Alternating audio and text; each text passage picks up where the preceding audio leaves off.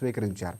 Boath circle పరిధిలో ఎలాంటి గంజాయి పండించడం కానీ వర్తకం కానీ సేవించడం కానీ నిర్వహించకుండా చర్యలు చేపట్టాలని ఎస్పీ ఆదేశించారు. అసాంఘిక కార్యకలాపాలను పూర్తిగా రూపుమాపాలని పేర్కొన్నారు. బోధ్ సర్కిల్ పరిధిలో ప్రతి గ్రామాన్ని సందర్శిస్తూ ప్రజలకు మాదక ద్రవ్యాలపై అవగాహన కల్పించాలన్నారు. దానికి దూరంగా ఉండేలా చైతన్యపరచాలని కోరారు.